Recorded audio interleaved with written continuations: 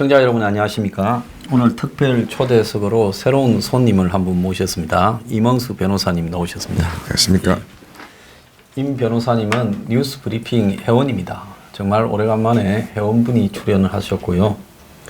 서울대 사회학과를 나오시고 사법고시를 떼셔서 지금 그 변호사 개인 사무실을 운영하고 계십니다. 근데 임 변호사님이 그 얼마 전에 세간에 화제가 되었던 손석희 JTBC 대표와 김웅 기자 간에 있어서 지금 경찰의 조사가 진행되고 있는데요. 이 부분에 김웅 기자 측 지금 변호인을 맡고 있습니다. 네, 그렇습니다. 예, 자, 임 변호사님. 지금 경찰 조사가 되고 있지 않습니까? 네, 그렇습니다.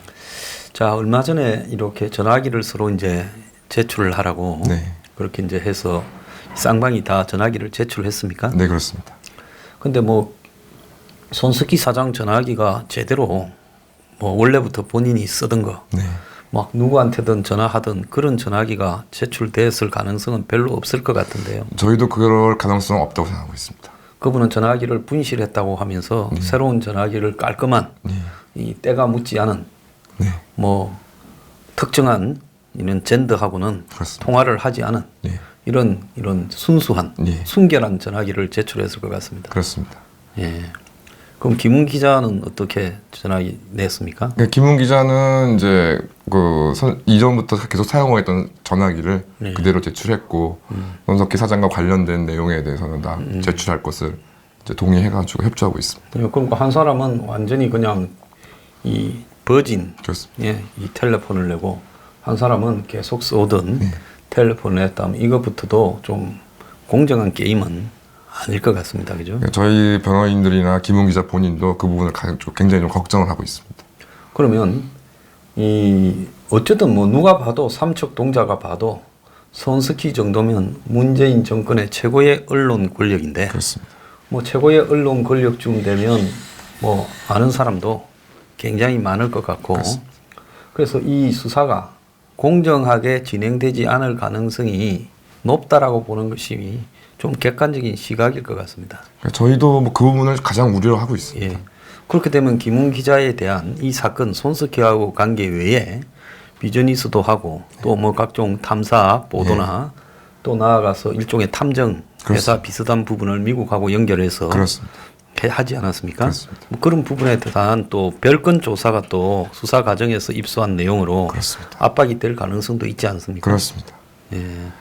그래서 이제 뭐 가장 좀 염려하는 부분 중에 하나는 이제 그 손석희 사장의 이제 2017년 4월 16일 세월호 3주기 이제 밤에 있었던 이제 그 뺑소니 사건에 관해서 이제 김웅 기자한테 제보한 사람이 있는데 이제 당연히 김웅 기자 입장에서는 이제 그런 제보자를 보호해주고 싶은 이제 의도가 굉장히 강한데 뭐 그런 부분을 포함해서 소장님께서 말씀하신 것처럼 프리랜서 기자로서 이제 여러 가지 내용에 대해서 취재를 하는 과정에서 제보자와의 어떤 뭐 통화 내역이라던가 뭐 문자 내용이라던가 즉 이제 손석희 사장과 관련은 없지만 이게 이제 뭐 제3자에게 입수가 됐을 경우에 김웅 기자 본인뿐만 아니라 관련된 사람들이 좀 피해를 볼 수 있는 이런 그런 정보나 자료들이 이제 유출되는 거에 대해서 굉장히 좀 걱정을 하고 있는 상황입니다.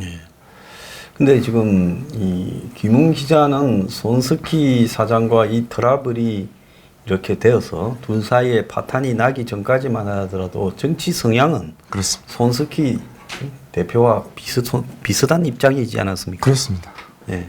근데 이번에 이 두 사람 사이의 관계가 이렇게 되면서 이제 변호사님은 그래도 저희 회원인 걸 보면 이렇게 좀 합리적으로 대한민국을 걱정하는 분인데 어떻게 김웅 기자와 이렇게 연결이 되셨습니까?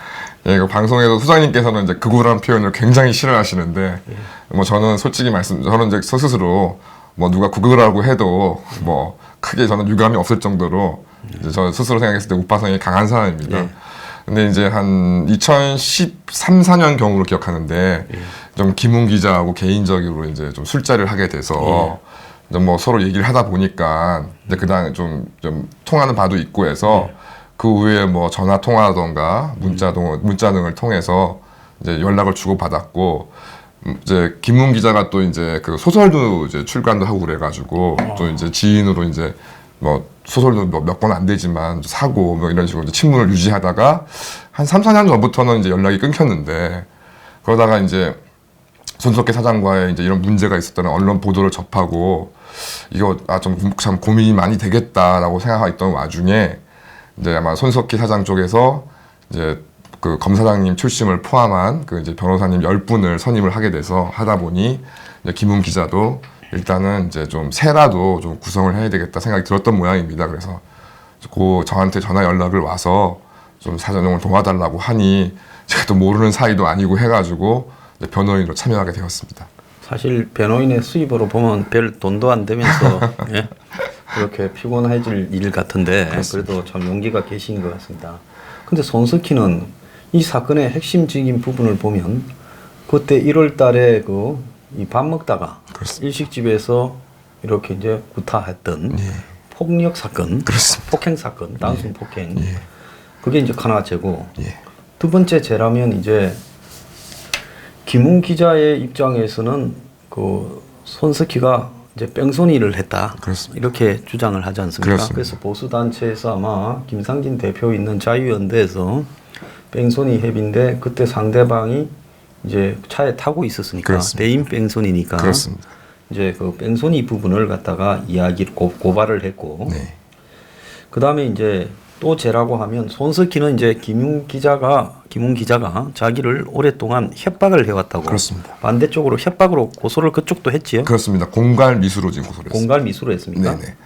자, 공갈 미수로 했다. 그럼 이 세 개가 지금 얽혀 있고 또 다른 사건이 있습니까? 쌍방간에. 쌍방간에는 현재 그러니까 그 김웅 기자가 손석희 사장을 폭행 치상죄로 폭행 이제 치상, 그걸 고소했고 손석희 사장은 이제 김웅 기자한테 공갈 미수죄 했고. 이렇게 두 건만 지금 양 당사자에 직접 당사자고, 이제 제 3자가 그렇습니다. 뺑소니로 했고 그렇습니다. 이렇게 이제 걸려 있는데요. 네. 그런데 이 세 가지 다 보면 사실은 뭐 겉으로는 그럴싸하지만은 따지고 보면 일반인에게 이 사건이 나타났다 하면 별일도 아닌 건이지 않습니까? 그렇습니다. 네.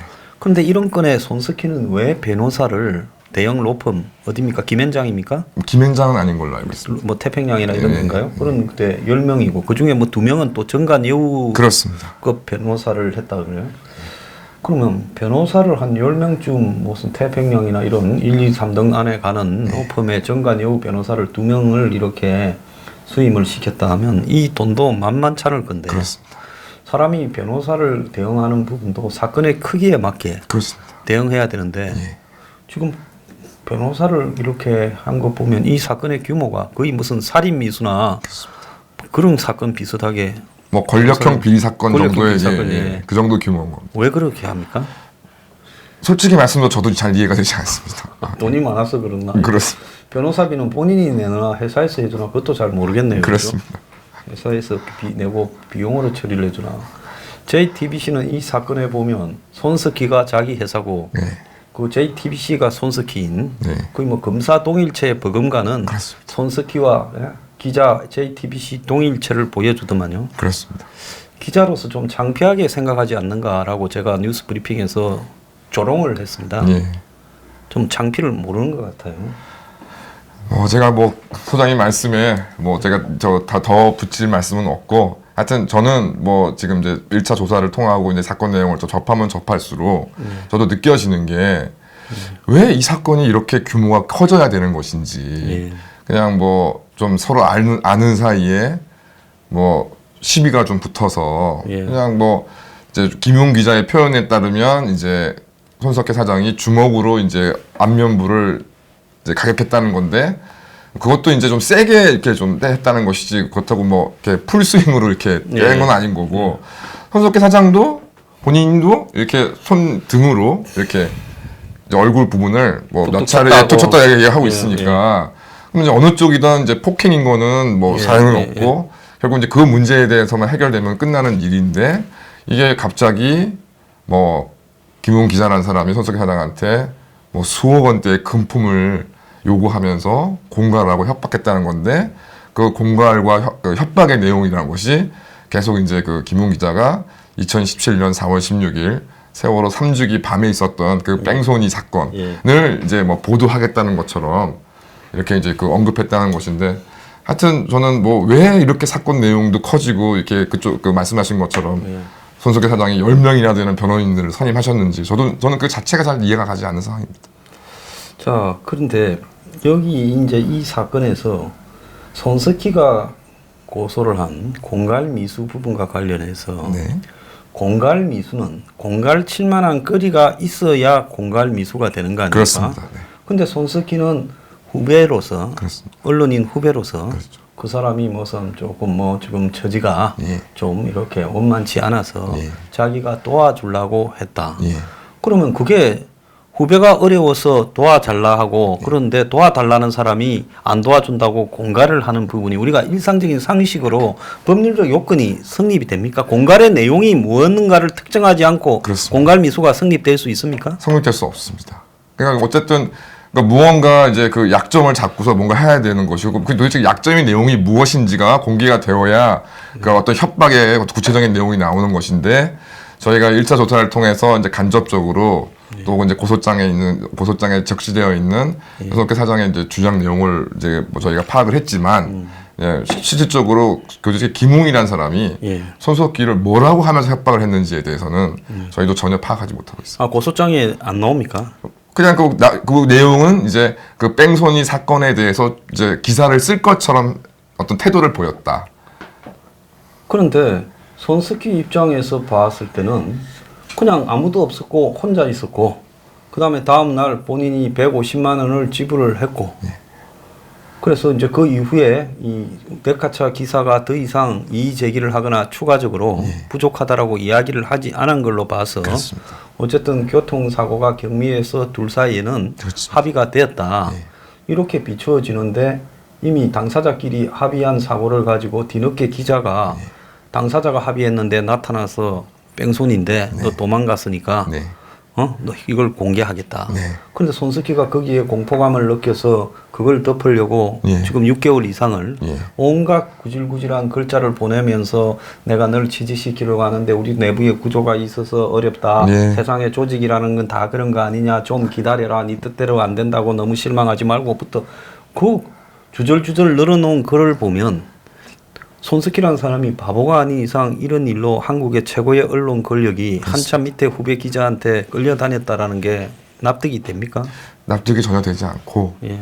그다음에 이제 뭐 다 내용이 나온 거지만은 이제 현재 지금 손석희 사장 측에 2017년 4월 16일 세월호 3주기 밤에 있었던 이 당시 있은 내용은 이제 뭐 수장님 잘 아시겠지만 이제 당일 이제 그 90세 되시는 노모를 모시고 예, 그 과천 근처에 있는 이제 지인의 집에 모셔다 드렸는데 이제 화장실 급해서 이제 좀 으슥한 그 과천 이제 소재 있는 주차장에 차를 세우고 용변을 보다가 이제 실수로 자기는 이제 그 사고 난 사실을 모를 정도로 그런 충격이 받았는데 나중에 이제 일코차 기사가 쫓아와서 항의를 하길래 현금 150만 원 주고 합의를 했다고 이게 이제 예, 거기서 이제 하나만 정리해 보면 노모를 모셔다 드리고 그 처음에는 노모가 옆에 타고 있었던 것처럼 했는데 예, 그 뒤에는 최종적으로 정리된 거는 무슨 노모를 모셔다 드리고 드리고 가다가죠. 그렇습니다. 사실은 노모를 앉혀놓고 그 어색한데 밤에 어머니 저 오줌 좀 누구 올 거니까 여기 계십시오라고 했다 하면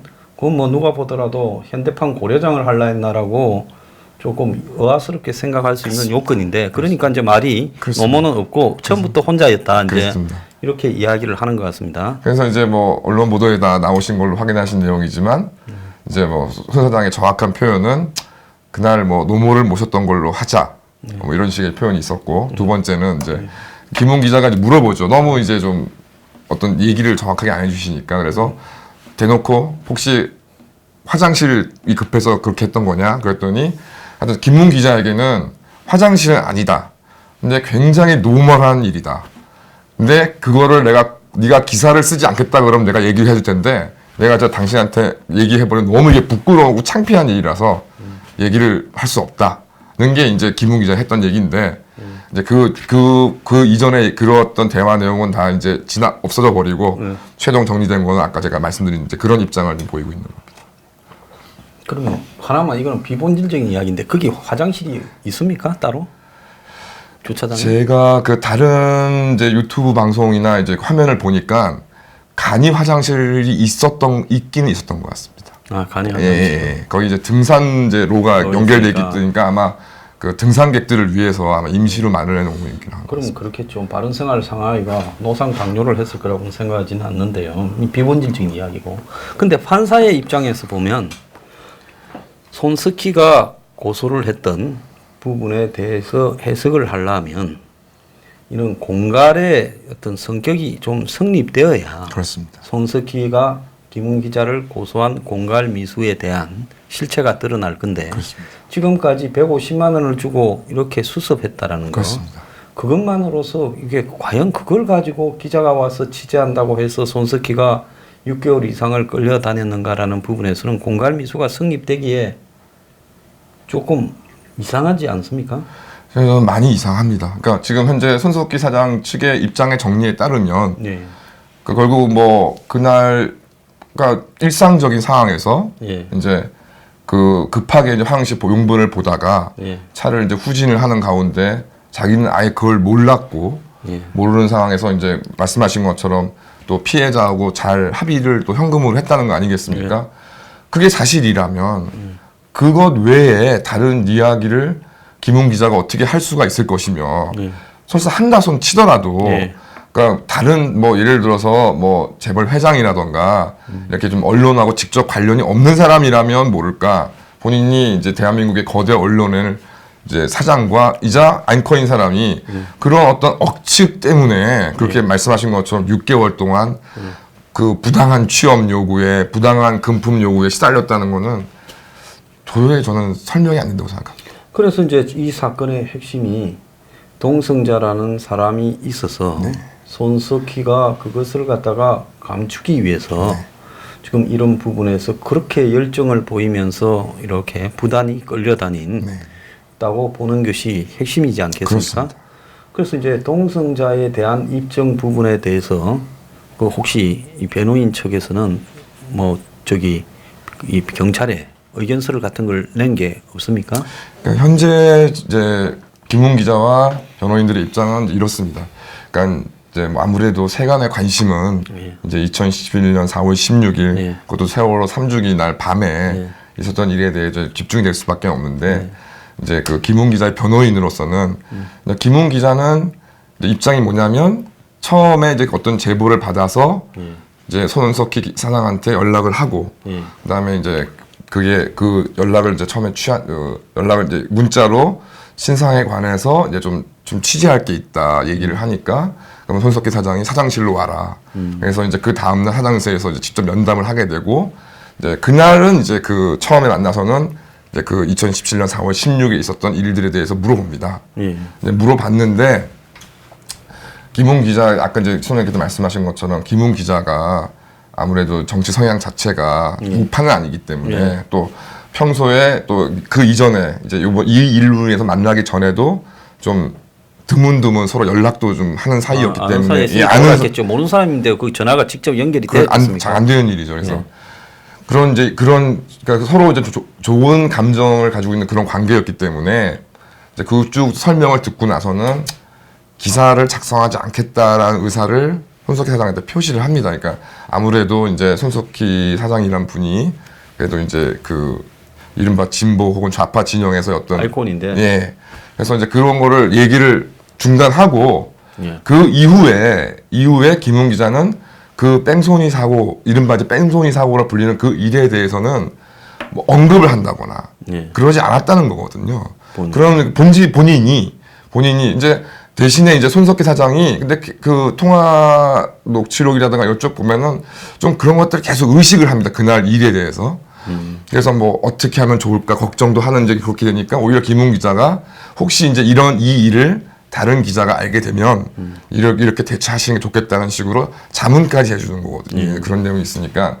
그래서 현실적으로 지금 이제 저희 김웅 기자 입장에서는 2010년 4월 16일에 있었던 일에 대한 이 김웅 기자 손석희 사장과의 관련이 없으니까 저희가 이제 언급 안 하고 있는데 만약에 이제 그 수사 진행 과정이라던가 뭐 어떤 이제 변호의 전략상 뭐 필요하다면 뭐 그 부분에 대해서 저희가 정면으로 좀 거론을 해야 되는 거 아니냐는 의논은 지금 하고 있습니다.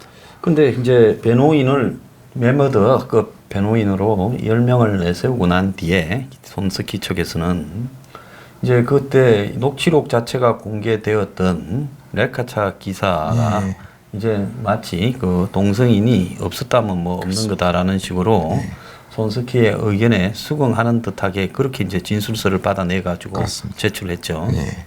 그래서 이제 그 사람이 뭐 정신 이상이 아니라면 처음에 했던 말을 그렇게 이제 번복한 부분에는 뭐 어쨌든 압박을 좀 부담을 느꼈을 수 있고 그렇습니다. 또 손석희라는 사람이 가지는 어떤 부분에서 이 사회적 위치에서 이 사건이 논란의 쟁점이 되는데 자기가 그 사건에서 뭐 평범한 서민 입장에서 그렇습니다. 말려들었을 때 이렇게 느껴야 될 부담. 자신은 누가 도와준 사람이 없잖아요. 그렇습니다. 그러니까 이제 그렇게 됐을 수 있지요. 그렇습니다.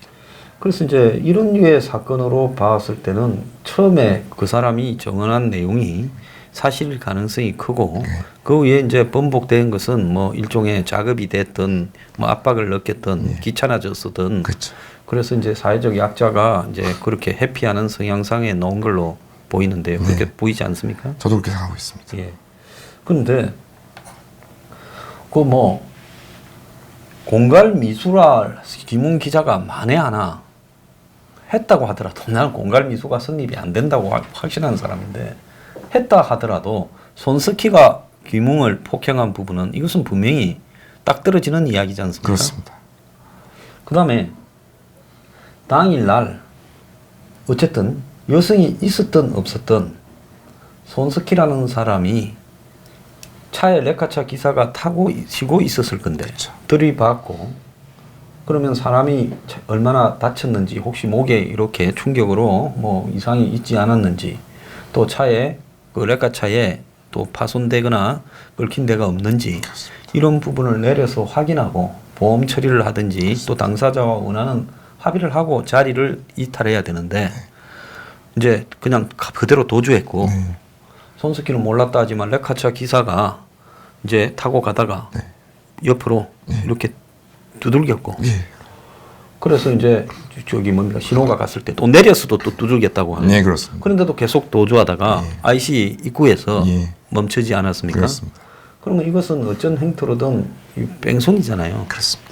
근데 뺑소니는 뭐 대물일 때는 이제 이 변상이 되면 끝이지만 대인이 있을 때는 그거는 이제 그렇게 되지 않는다. 그렇습니다. 그랬는데 이제 경찰은 또 레카차 기사를 보고 본인이 뭐 다쳤다라는 증명서를 뭐 네. 있느냐 그걸 했다는데 사실입니까? 사실인 거 알고 있습니다. 그러면 레카차 기사 입장에서는 바쳤는데 좀 뻑뻑하지만은 뭐 150만 원에 합의를 했고 예. 파스 좀 갖다 붙이고 예. 뭐 이렇게 해서 병원에 안 갔는데 그렇습니다. 돈을 150만 원이나 받았다라는 부분이 또 나중에 또 다르게 본인한테 부담이 될까봐 이 일에서 좀 위축될 수밖에 없는 상황이지 않겠습니까? 그렇습니다.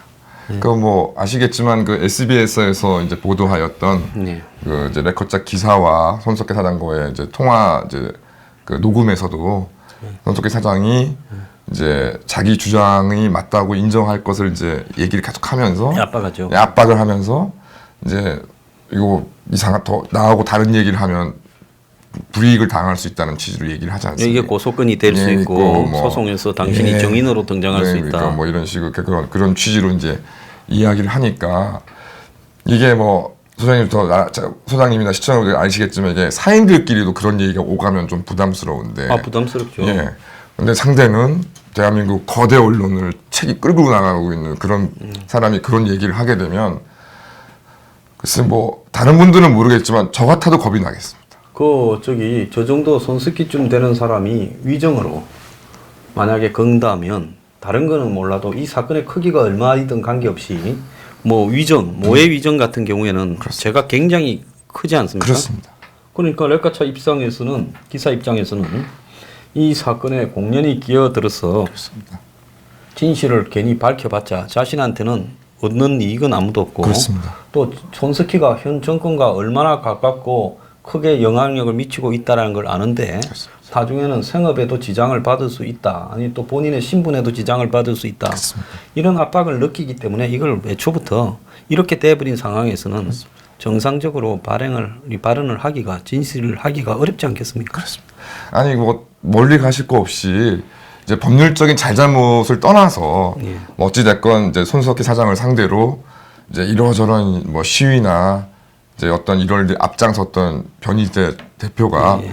현재 지금 그러니까 그러한 이제 관련된 문제로 인해서 지금 수감 생활을 하고 있지 징역 않습니까? 2년이나 됐죠. 그렇습니다. 예. 그래서 그런 것들이 지금 뭐 공공연하게 알려져 있는 상황인데 그게 정말 뭐 거듭 말씀드리지만 뭐 제가 뭐 저라도 두려움을 느끼지 않을 수 없겠죠. 이 시대의 언터처블이죠. 그렇습니다. 손석희는. 예. 그런데 JTBC가 이 사건이 생기고 난 이후에 이런저런 이 동성자에 대한 추정 등을 하는 유튜버나 이런 쪽을 상대로 우리가 다 증거 입수하고 있다. 법적 대응을 하겠다라면서 네.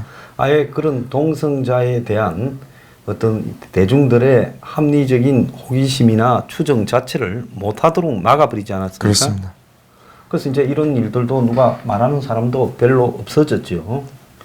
그런데 여기에서 이제 정말로 중요한 것은 우리가 모든 세상 일에 합리적인 의심이라는 게 있지 않습니까? 그렇습니다. 그 동성자가 여성이라거나 이런 어떤 부분에 대한 손석희 사장의 정말로 어찌할 수 없는 네.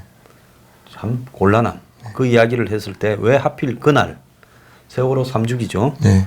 그날 또 일요일 날 저녁 10시 예. 넘어서 예. 그 시간에 여성과 그런 어색한 자리에서 둘이 있었느냐. 만약에 그런 식으로 추궁받게 됐을 때 본인이 스스로 이야기한 노멀한 일이지만은 모르겠어요. 본인한테는 그런 게 노멀하겠죠. 뭐 그럼 뭐 사람은 다 사생활이 각자 다른 부분이니까 본인한테는 노멀할 수 있겠지만은 대중이 봤을 때는 어버노멀한 그렇습니다. 아주 익스트림하게 어버노멀한 그렇습니다. 일이 돼서 자기가 바보가 될 수밖에 없거나 아니면 문제가 좀 여러 가지 그 사람의 이미지에 치명타가 될 수밖에 없다. 뭐 그런 거 아니겠습니까?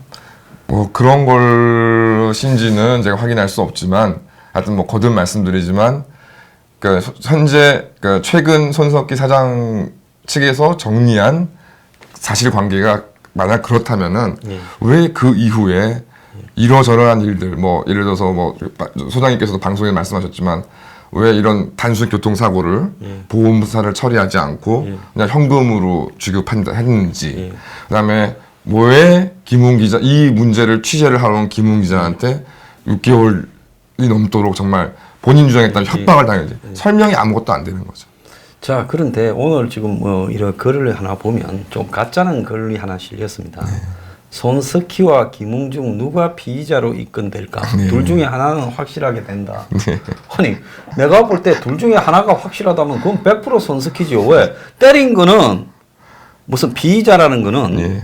경찰이 이제 입건을 이제 누구를 하느냐. 예. 이 문제인데 김웅이 되는가 안 되는가는 좀 봐야 되겠지만 예, 예. 손석희는 때렸다라는 거는 본인도 강도의 문제지 예. 인정하는 거고 예. 그렇기 때문에 때린 부분은 사실이기 때문에 손석희는 기본 입건이고 예. 김웅은 이제 나중에 손석희가 김웅을 고소한 부분은 나중에 이제 퉁치자 예, 예. 저 이런 부분 때문에 그냥 단순 폭행이니까 예. 이제 전치 3주 나왔지만 퉁치자라고 해서 피해자가 예. 뭐 폭행이라도 그렇습니다. 피의자가 나는 처벌을 불허난다 하면 예. 뭐 전치 3주쯤은 퉁쳐지는 거죠. 그렇습니다.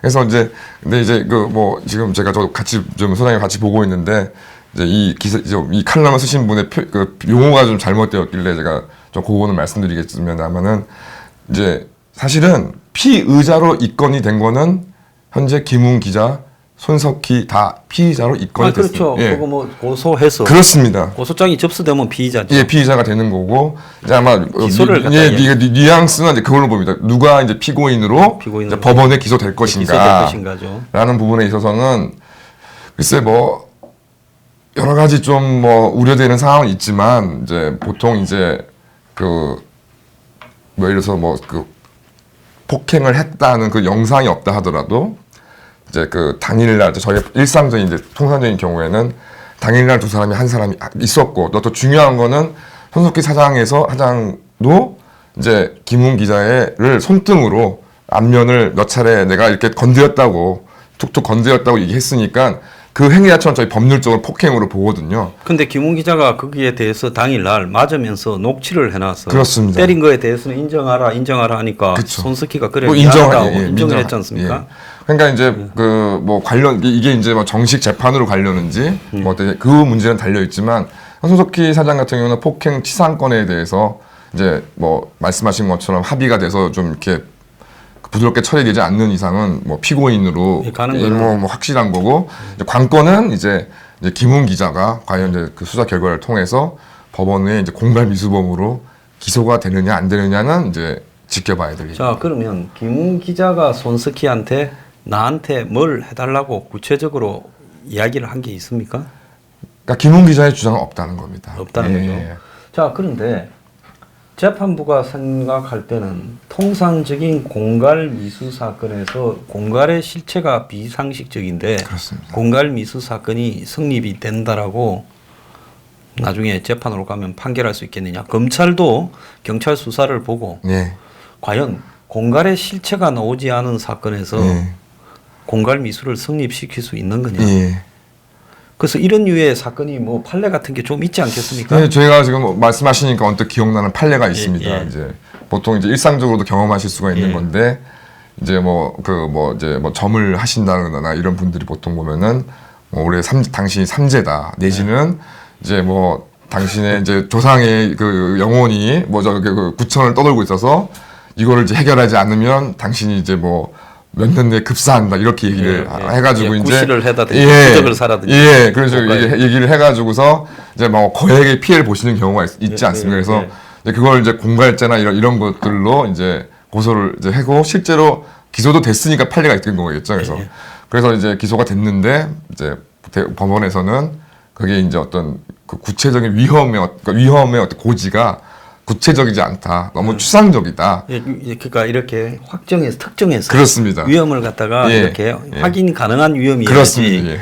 그냥 네가 뭐 조상이 뭐 이렇게 구천을 떠들고 있어서 오늘 네가 어느 날 가다가 급사할 수 있다라는 건 그야말로 그렇습니다. 아주 추상적인. 그래서 그런 위험의 고지가 구체적이지 않다 그래서 공갈죄로 의뢰할 수 없다는 판례가 있습니다. 그러니까 이 공갈 미수가 저는 법률 전문가도 아니지만은 공갈을 특정하지 않고 공갈 미수가 성립될 수 있겠는가라는 그렇습니다. 그리고 그 공갈이 누구나 상식적인 사람이 가질 수 있는 이런 두려움이라는 그렇습니다. 부분으로 나타나지 않는 한 그게 공갈이 될 수 있겠는가? 그렇습니다. 그러니까 손석희가 애초에 자기가 공갈 미수가 될 수 있는 부분을 스스로 자신의 사회적 약점 때문에 그런지 부인을 해버렸기 때문에 그렇습니다. 공갈 미수 자체가 제가 볼 때는 성립이 될 수 없을 거다. 이걸 만약에 공갈 미수라 하면 전부 사법연수원에 다시 보내서 공부를 시켜야 될 거라고 봅니다. 뭐 소장님 말씀에 덧붙일 말씀이었습니다. 자, 요즘 김웅 기자는 어떤 심정입니까? 이 사건을 바라보면서요.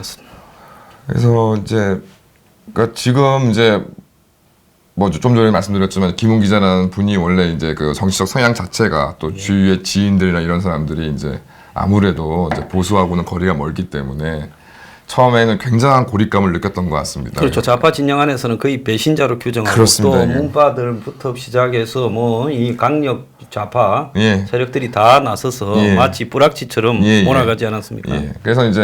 그래서 이제 그가 뭐 이제 약간 뭐 생각하시는 거 뭐 이해가 되시겠지만 그래서 이제 손석희 사장이나 이제 다른 뭐 진보 쪽 언론에서도 이거를 그 진영 논리로는 얘기할 수가 없는 겁니다. 그러니까 왜냐하면 김웅이라는 사람을 알면 이 사람이 뭐 자한당에 관계돼 있다거나 뭐 어디에 이렇게는 설명을 못 하는 겁니다. 예.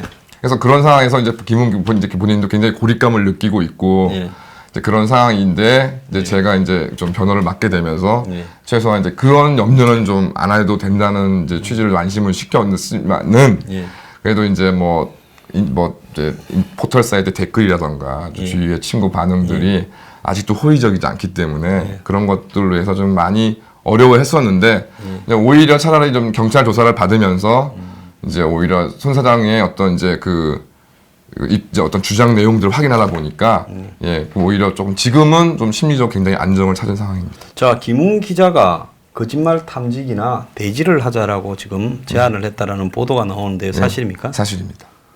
자, 손석희 사장은 제가 볼 때 거짓말 탐지기나 대지를 거부할 것 같은데요. 뭐 제가 그것까지는 모르겠는데 하여튼 뭐 저희가 사실은 이제 3월 1일 날 이제 1차로 이제 마포 경찰서에서 조사를 받았는데 예. 뭐 조사 중간에도 저희가 이제 그 김웅 기자가 계속 얘기를 했고 저희도 이제 조사를 마치면서도 경찰관한테 요청을 드렸습니다. 뭐 저희는 어떤 필요 수사에는 모든 내용을 협조할 것이고 그다음에 당연히 지금 쌍방의 진술이 완전히 상반되기 때문에 이런 거에 당연히 통상 이제 양자사설 불러 대질 조사도 시키는 거고 또 당연히 경우에 따라서는 거짓말 탐지 조사를 다 당연히 하는 것인데 그러니까 저희는 뭐 그 3월 1일부터 계속 뭐 그 전에도 그랬지만 뭐 추가 조사, 뭐 거짓말, 뭐 모든 뭐 사실관계를 확인할 수 있는 모든 조사를 하겠다는 입장인데 뭐 저희가 아직까지는 손석희 사장 쪽에서 뭐 뭐를 진행하겠다, 뭘 하겠다 이렇게 지금 의사는 통보받지 못한 상황입니다. 자, 그렇다면 이제 경찰은 손석희 사장이 낸 전화기가 언제 개통되어진 전화기인가를 그렇습니다. 제가 볼 때 핵심으로 봐야 될 것 같고요. 만약에 요 근래에 이 사건이 불거지고 난 이후에 전화기가 교체되었다면 이제 저희의 진실을 말하지 않는다라고 볼 가능성이 높은 사건 아닙니까? 그렇게 봐야 될 것 같습니다. 예, 그렇다면 김웅 기자가 지금 보통 대질이라는 거는 당사자 둘 말고 이런 사실을 알 수 없을 때 그렇습니다. 대질을 시켜서 네. 누가 그 짓을 말하는가에 대한 판단을 갖다가 하기 위한 그런 용도로 대질을 하는 거 아닙니까? 그렇습니다. 자, 그리고 이제 거짓말 탐지기라는 것은 과학의 힘을 빌어서 네. 거짓말을 하는 사람이 아무래도 호흡이나 맥박이나 그렇습니다. 이런 것들이 이렇게 떨릴 수밖에 없는 게 훈련이 안 된 사람이면 대부분 그러기 때문에 그렇습니다. 그 진실을 규명하자는 거죠. 네. 손석희 사장이 또 머리가 좀 아프겠네요. 하여튼 뭐 쉽게 결정할 일이 아닐 거라고 생각이 듭니다. 자, 근데 김웅 본인으로 봐서는 사실은 이겨봐야 예? 예. 아무런 실속이 없는 그렇습니다. 게임을 가고 있는 거고 그렇습니다. 손석희는 어쨌든 이 일을 깔끔히 밟아버리고 김웅을 사기꾼처럼 만들어야 맞습니다. 자기가 사는 부분이다. 예. 이렇게 생각하기 때문에 사실은 이 사건에 임하는 전투 의지부터 쌍방이 좀 차이가 날 수밖에 없는 부분이 있어요. 그런 부분이 확실히 근데 있어요. 본인이 자존심을 위해서라도 가야 되겠다라는 그런 생각은 합니까? 그러니까 지금 어쨌든 지금 뭐 그러니까 뭐 물론 김웅 기자에 대해서 여러 이야기가 있을 수가 있는데 예. 그래도 뭐 본인이 명색이 그래도 대한민국에서 뭐 명문대학이라고 하는 이제 예. 대학도 졸업을 했고 또 본인이 또 대한민국 또 최고 뭐 이제 뭐 그 규모나 이런 거에 있어서 그래도 이제 큰 언론사의 기자로 또 근무를 했었고 KBS. 또 이제 뭐 자기도 본인도 지금 아이들이 있고 예, 가족도 있고. 가족도 있고 예. 그런데 지금 손석희 사장의 주장에 따르면 협박범. 예, 그 뭐 그것도 무슨 뭐 대단한 의미가 있는 게 아니라 개인사를 가지고서 예.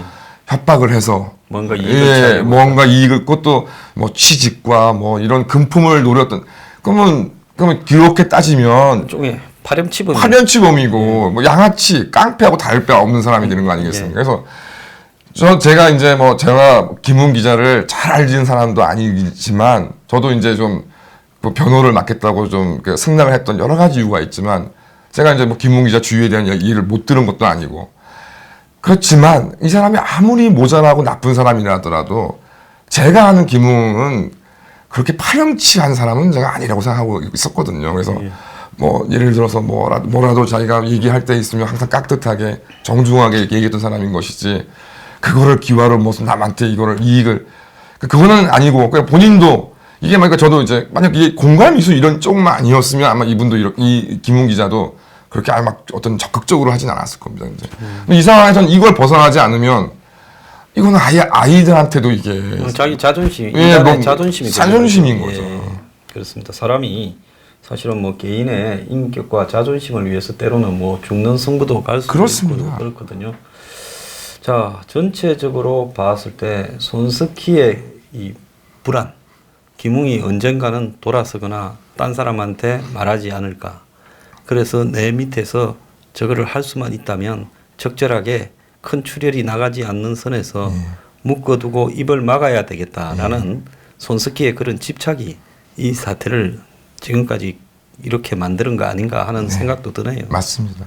그래도 공교롭게도 이제 그 김웅 기자하고 손석희 사장이 쭉 이제 만나는 그 기간이 이제 뭐 지금은 이제 교도소에 구치소에 계시는 변희재 대표 등을 통해서 특히 이제 보수 이제 태극기 이런 분들이 굉장히 좀 태블릿 PC 문제 등등으로 손석희에 대한 공격을 막 하는 데고 뭐 JTIBC 앞에서 막 그 시위도 하고 그럴 때니까 아마 본인이 제가 볼 때는 이제 여러 가지 이유가 있겠지만 제일 컸던 게 자신을 공격하는 세력들에게 이 내용이 들어갔을 그렇습니다. 때 자신의 도덕성이 완전히 무너져서 자기가 힘들게 되지 않을까 이런 그러니까 무언가 들어올 것 같다는 예상을 계속 했었던 것 같습니다. 특히 그 시기. 뭔가 터질 것 같다.